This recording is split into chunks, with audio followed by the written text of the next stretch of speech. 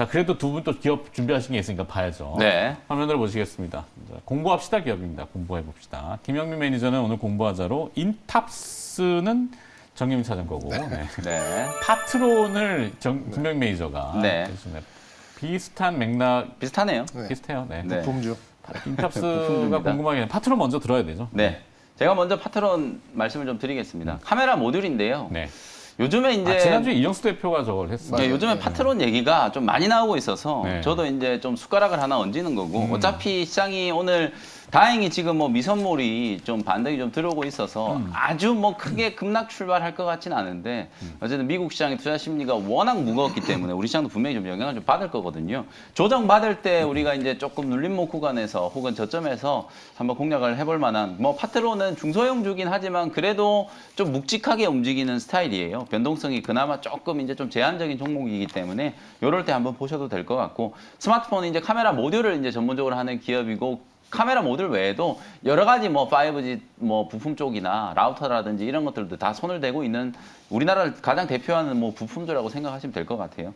지난 이제 4분기 실적 발표를 이제 앞두고 있는 상황인데 매출액은 조금 이제 YOY 전년 동기 대비 좀 둔화됐는데 오히려 이제 실적 영업이익은 216억 정도 YOY로 보면 무려 이제 128% 지금 증가를 했거든요. 그리고 이 단순히 영업이익의 어떤 규모뿐만 아니라 영업이익률 작년에 거의 내내 영업이익률이 6%, 마진이 좀 6%에 못 미쳤는데 4분기 때는 이게 6% 후반까지 조금 개선되는 모습들이 나타났어요. 새로운 이제 제품군들 쪽에서 수익성이 조금 개선이 되고 있는 그런 이제 시그널이 나왔다. 이렇게 말씀을 좀 드리고 싶고 일단 스마트폰 업황이 지난주에도 썩 좋지는 않았어요. 하반기 때는 특히 이제 모바일 IP 공급난과 관련된 이슈 때문에 출하량이 많이 조금 기대보다 미치지 못하는 그런 상황이었는데 어쨌든 이 모바일 AP 수급 이슈가 이제 상반기 때 올해 상반기 때 조금 해소가 되기 시작하면서 스마트폰 쪽으로 이제 부품을 납품하는 기업들은 상반기 때 빠르게 좀 턴어라운드 될 수 있는 가능성은 분명히 좀 생겼고요. 새로운 이제 갤럭시 워치향으로 이제 심박 센서 요즘에 애플의 그 광고 애플 워치 광고 보신 분들은 아 진짜 애플 광고 잘 만든다. 누군가가 이제 산에 등산을 하다가 조난을 당하는 상황 그런 상황을 이제 애플 워치가 자동으로 감지를 해가지고 신고까지 자동으로 되잖아요. 위치 추적까지 해가지고 그런 기능이 정말 필요한 기능이거든요. 그래서 삼성 시장에 조난 기능 이런 건 없나요? 네. IBK 없어요? 네, 그런 거 있으면 없습니다. 참 좋을 것 같은데. 정유민 차장이라도 어떻게? 네, 어쨌든 갤럭시 워치향으로 이제 이 심박 센서를 이제 공급을 하는 게 또 파트론이기 때문에 새로운 이제 또 부품 시장을 좀 개척을 좀 하고 있고 그리고 이제 또 하나는 요즘에 뭐 가장 얘기가 많이 나오고 있는 전장 그리고 메타버스 기기 전장 쪽으로는 카메라 모듈 당연히 이제 차량용 카메라 모듈을 이제 납품하기 시작하겠죠. MC넥스보다는 약간 이제 사양이 조금 떨어지는 시장이기 때문에 MC넥스가 이제 최고사양 그 아래쪽을 이제 파트론이 조금 공략한다. 이렇게 이제 쉽게 생각하시면 될 것 같고. 또 하나는 이제 메타버스 기기 요즘에 이제 XR 기기라든지 AR 렌즈라든지 이런 것들 얘기 워낙 많이 나오고 삼성도 계속 이쪽에다가 투자를 한다라고 하잖아요. 지난주 목요일 금요일 날 시장 분위기가 좋지 않았는데도 불구하고 마이크로소프트의 이제 블리자드 인수 모멘텀 때문에 메타버스 관련주들은 그래도 지난 목금 이틀 동안에는 잘 버텼거든요. 그래서 이 메타버스도 하드웨어 쪽으로 좀 돌려보면 분명히 이제 AR 렌즈라든지 이런 쪽으로 이렌텍이라든지 뭐 파트론이라든지 이런 기업들을 분명히 조금 주목을 해봐야 되는 그런 시점이기 때문에 새로운 성장 동력도 좀 만들어지고 있다. 수익성이 떨어지는 카메라 모듈, 스마트폰용 카메라 모듈뿐만 아니라 기타 이제 좀 성장 섹터에서 새로운 활로를 좀 개척하고 있다. 올해 이제 뭐 매출액 1.5조 원에 영업이익이 한 977억, 한 1000억 가까이 지금 나오는 걸로 보면 그래도 영업이익률이 조금 떨어지긴 하지만 예년보다는 조금 개선되는 부분들을 좀 기대해 볼 수 있겠다. 그게 이제 투자 포인트라고 보시면 될 것 같고 가격 전략 정리를 좀 해드리겠습니다. 만약에 오늘 조금 이제 약세 구간이 나온다면 지난주 금요일 저점 부근에서 공략을 하는 포인트라고 생각하시면 될 것 같고요. 12,200원에서 12,500원 정도 지난 금요일 종가보다 조금 아래에서 제가 매수 밴드를 좀 잡아드리도록 할 테니까 눌림목 구간을 공략을 해보시고요. 1차 목표 가격은 15,000원, 손절 가격은 1,500원으로 제시를 해드리도록 하겠습니다. 네. 자, 파트론 얘기를 다시 해주셨고요. 근데 뭐 화면 정리로 내용 딱 요약해서 나갑니다. 뭐 익히 알고 계신 내용들인데 한 번 더 점검해 주신 것 같고 네. 기술적 분석을 통해 가지고 가격 전략 참고하시라고 또 제시를 해주셨네요. 네. 김현 매니저는 오늘 또 시간 때문에 여기서 네. 마무리. 네. 내일 다시 또 뵈야 될 것 같고. 네. 네, 고생하셨습니다. 네, 감사합니다. 아이고 이벤트 있냐고 안 물어봤네.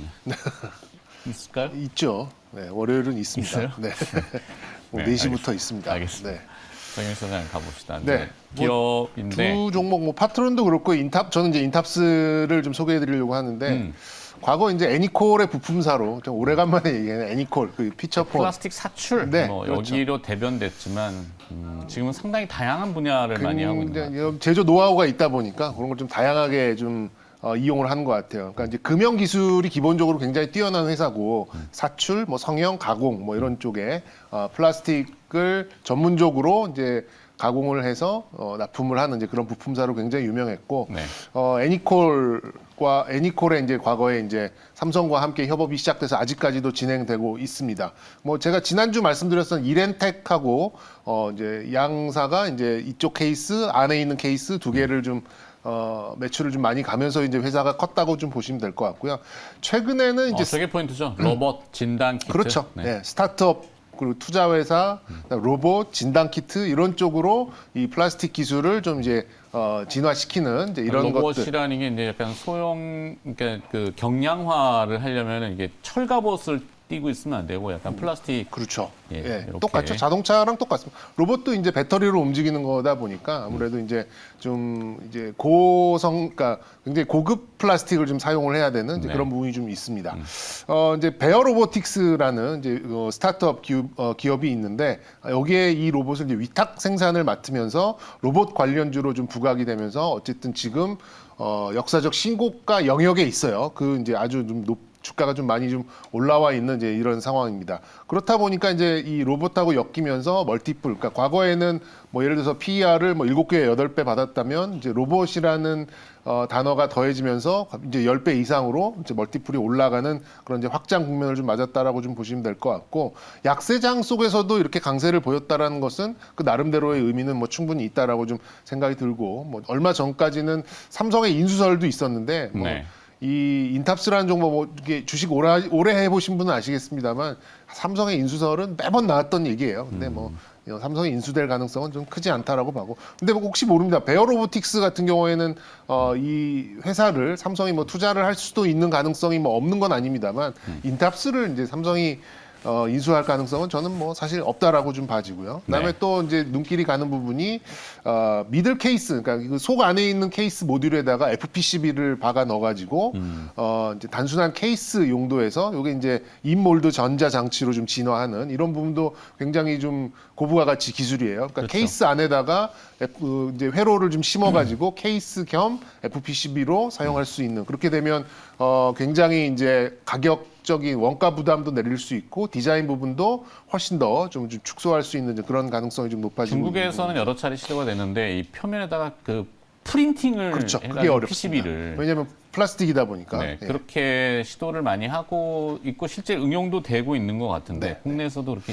공부를 좀 하셨네요. 아니요 뭐 들은 얘기요. 들은. 뭐 풍력까지도 지금 파트론이 아니 파트론이 아니다 인탑스 풍력 얘기도 있는데 그거는 확인된 바가 없기 때문에 아직. 네, 그리고 지난 금요일하고 주말 사이에 나왔던 얘기가 이제 자가인단 키트의 매출이 굉장히 많이 굉장히 올라갔다. 높죠. 네, 키트 그래서 자체도 이제 그 다 플라스틱으로 플라스틱으로. SD 바이오 센서와의 이제 협업이 좀 있다 보니까 뭐 일단 SD 바이오 센서가 인탑스 공장 부지 안에 공장이 그렇습니다. 그러니까 이제 생산 능력이 없잖아요. 이제 이런 마커나 이런 또 시약 이런 것들은 좀 생산하더라도 어쨌든 하드웨어 자체를 생산하는 공장은 없다 보니까 그거를 또 인탑스가 위탁 생산을 하고 있는 이제 그런 상황입니다. 네. 뭐 좀 기술적으로 살펴보면 일단 신고가 영역이라고 아까 좀 강조를 드렸었는데 이런 종목은 역시 좀 짧은 손절이 필요합니다. 그러니까 단기 매매를 하실 경우에는 뭐 저는 한 5, 6%의 손절을 잡고 뭐 일주일 이내에 큰 움직임이 없다 그러면 좀 이제 비중 조절을 해나가는 이런 방법이 단기 매매에는 어울릴 것 같고요. 저는 단기 매매도 괜찮습니다만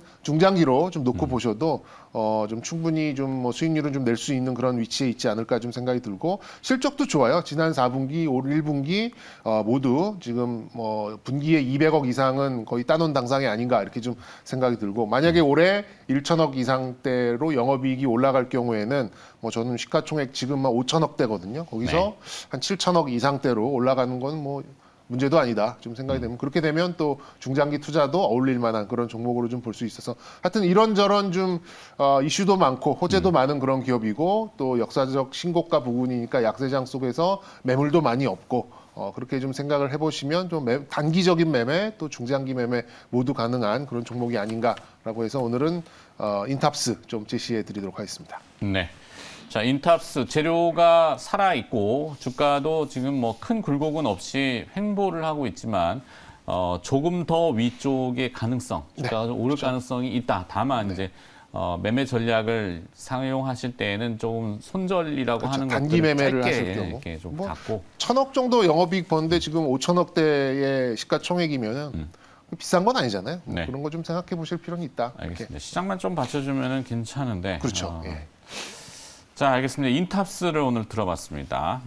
정경민 차장의 인탑스는 지금 화면으로 정리 나가고 있으니까 참고해 보시고요. 매매 전략도 혹시 관심 있는 분들은 가격 전략 나가고 있습니다.